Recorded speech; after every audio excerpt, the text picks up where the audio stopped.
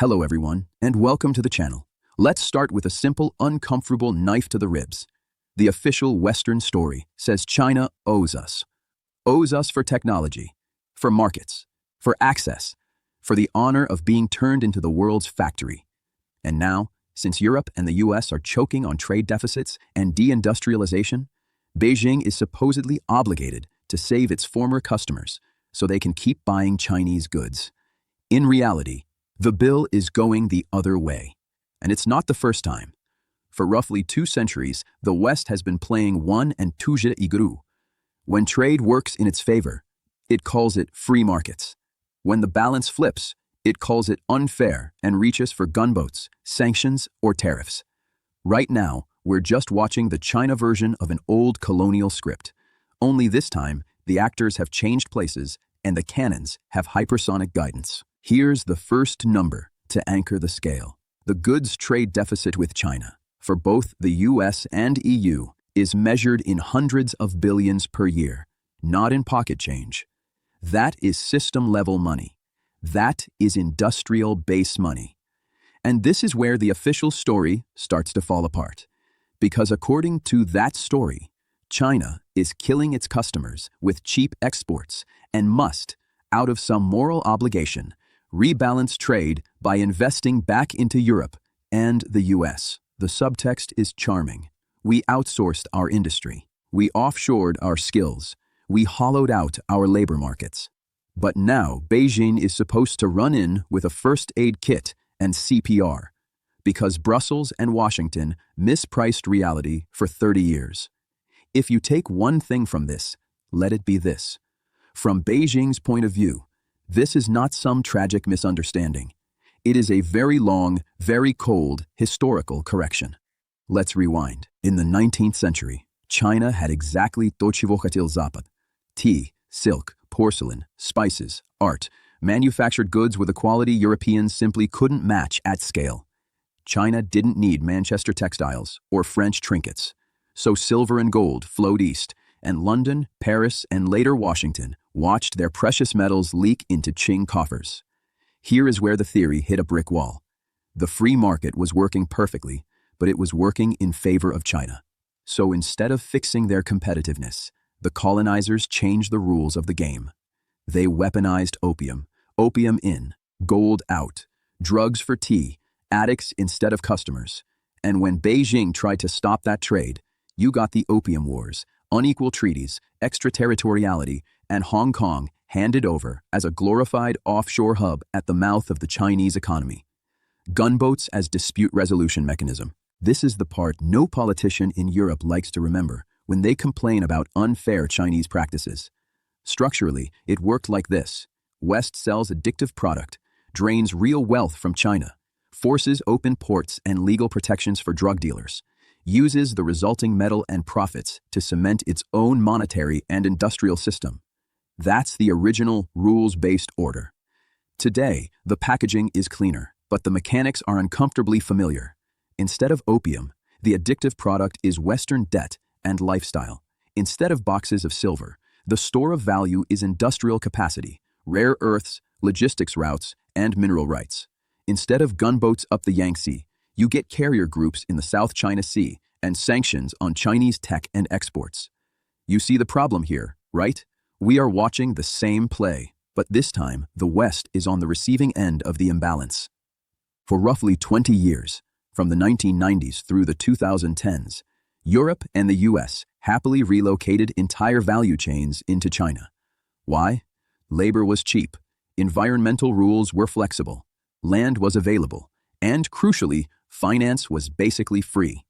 Zero or near zero interest rates, government guarantees, open access to Western markets of hundreds of millions of rich consumers. The math looked beautiful on PowerPoint. You shut down the expensive smelter or factory at home, build it in Guangdong or Sichuan, book higher margins, and tell voters that services and the knowledge economy will replace production. The same elites who now cry about unfair Chinese competition signed those contracts. They're the ones who gutted their own industrial base and called it modernization. Now fast forward to Macron in Beijing for the 60th anniversary of diplomatic relations. The French president publicly admits that European industry is being crushed between a super-competitive China and a protectionist America. Translation: we dismantled our production. We watched Washington subsidize its own industry again, and suddenly we discovered that spreadsheets don't bend physics. Here's the part economists quietly fear. If you lose too much industrial base, a trade deficit stops being an accounting issue and becomes a security problem. Because trade is not just about t-shirts and cheap gadgets. It's machine tools, shipbuilding, chemicals, electronics, rare earth magnets, missile components, logistics platforms, whole technological ecosystems. If you're dependent on your competitor for that, you are not a serious power. You are a customer with a flag. China understands this perfectly, not because they're uniquely brilliant, but because they were on the receiving end of the opposite arrangement. Opium and gunboats taught that lesson very thoroughly.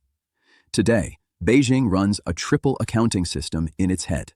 Officially, like everyone, it talks dollars, euros, reserve currencies.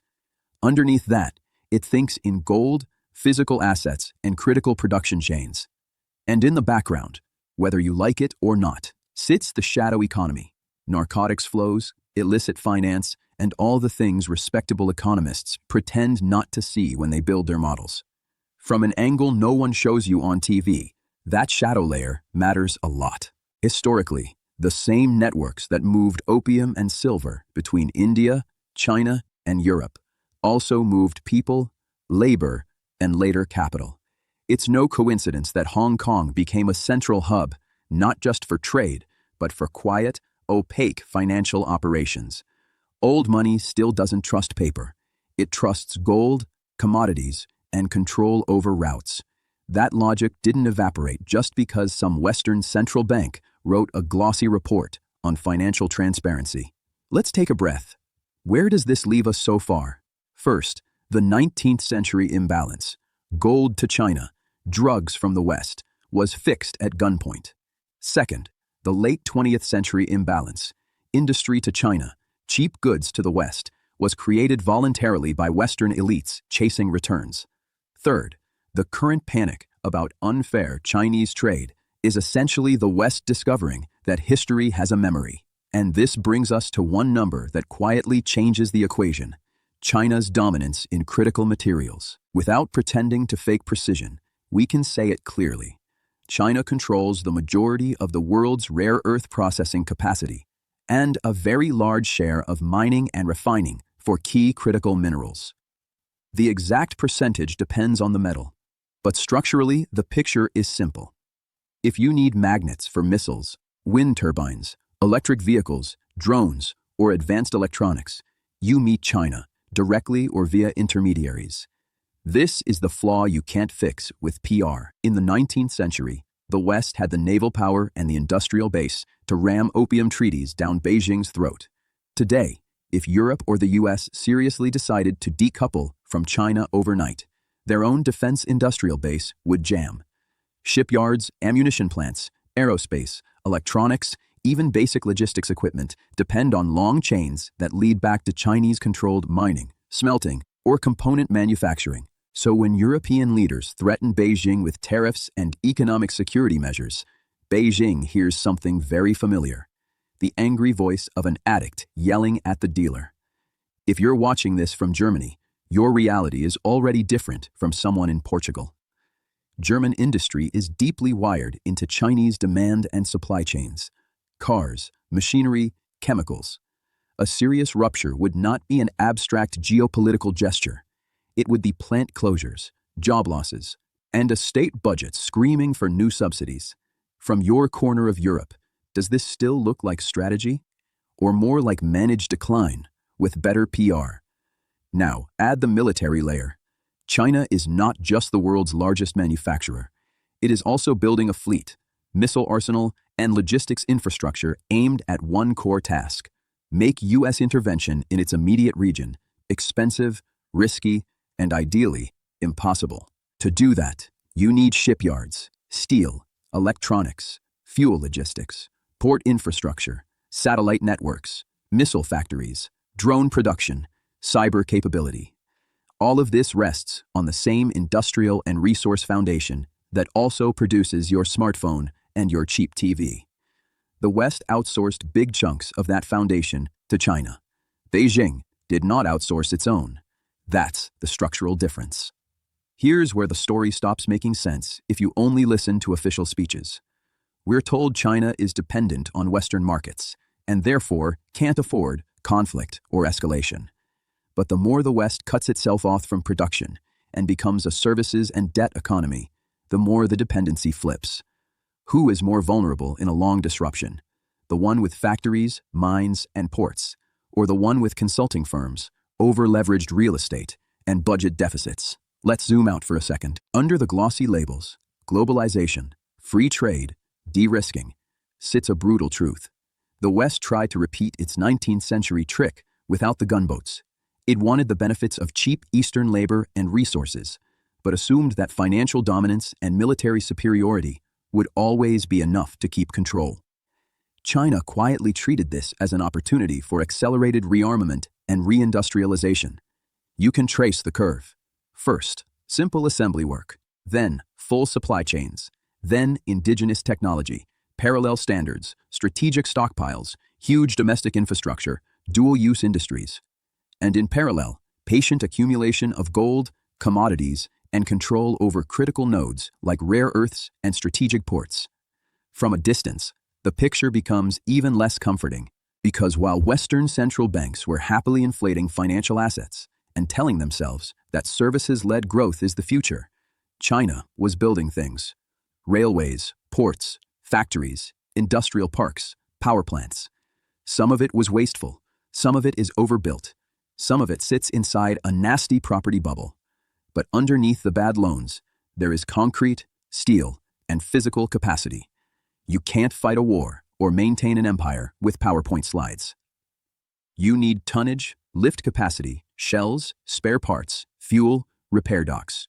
All of that lives in the industrial layer China has, and the West has been dismantling. From here, all the options are bad. The only question is who pays first, and who pretends it's inevitable progress. Europe's favorite fantasy solution is moral pressure.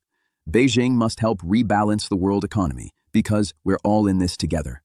Macron flies to China, complains that European industry is on life support between Chinese competition and US protectionism, and then politely demands that Beijing invests more in EU factories and buys more European goods. Here's where the experts in suits start sweating. Because if China decided to genuinely help Europe, it would demand security of its own investments, long-term supply guarantees, maybe even strategic concessions on tech controls and foreign policy. It would stop being a convenient external scapegoat and start acting like what it structurally is, a major power negotiating from strength. That's politically toxic in Brussels and Washington. So instead of honest negotiation, we get a new version of the old script: talk of tariffs, economic NATO, supply chain alliances of democracies, and all the other language designed to make a simple reality look like a moral crusade. But the quiet number behind the slogans hasn't gone anywhere. Those hundreds of billions in annual trade imbalances, sitting on top of decades of offshored industrial capacity and a resource map where China controls large chunks of what you need to build anything serious. If this actually surprises you, good. That's the part nobody bothers to show. Now add one more uncomfortable layer: narcotics and shadow finance. In the Opium Wars, London solved its trade deficit with China by turning millions of Chinese into ADATs and using that flow to reclaim its gold and silver. Today, the West is drowning in its own epidemic of synthetic drugs, opioids, and general chemical escapism. A big part of the production chains for precursors runs through Asia. Not all of it is Chinese, but Beijing watches this with a very particular historical memory. Officially, China bans drugs brutally and publicly. Unofficially, it is not blind to the fact that chaos in Western societies weakens the same systems that once used opium to weaken China. No one in a foreign ministry will say that out loud, but you don't need a leak to see the structural symmetry. This hidden mechanism, does it change how you see the whole system? So where does all this leave China now, in 2025, Structurally, on the plus side, it holds a dominant position in key materials and manufacturing chains. It has built enough industrial mass to support a serious military force and to project power in its immediate region. It has huge domestic infrastructure and the ability to redirect some production internally or towards the global south if Western demand weakens. On the minus side, it is still deeply exposed to Western markets and technology controls, especially in high-end chips and some critical equipment. It carries a massive internal debt overhang, especially in real estate and local government financing. That's not an accounting glitch. That's a structural risk. It faces a demographic slide, aging population, shrinking workforce. That's a long-term drag on growth and domestic demand. In short, the system is not invincible, but it is not collapsing tomorrow either. From a Baltic perspective, inside the EU, but close enough to feel every tremor, this doesn't look like a cartoon of China bad, West good, or the opposite. It looks like something much colder. The return of imperial accounting. Gold, resources, production chains, and military tonnage replacing slogans about values and rules. From this angle, does the official story still look convincing? Because if we strip away the PR, 3 facts remain. First, the West treated China as an infinite, cheap workshop and now screams about dependence after deliberately creating that dependence for higher margins. Second, China treated the West as a one-time chance to convert technology and markets into hard industrial and military power, all while quietly diversifying into gold, resources, and political influence across Asia, Africa, and Latin America. Third, the historical memory of opium, unequal treaties, and forced opening never disappeared. It simply shifted from the realm of humiliation into a strategic doctrine. Never again be on the wrong side of the trade gunboat. If you caught the hidden angle here, good. If not, the elites are already billing you anyway. Thank you for watching. Take care of yourselves and your loved ones, and try to remember, slogans don't power grids, systems do.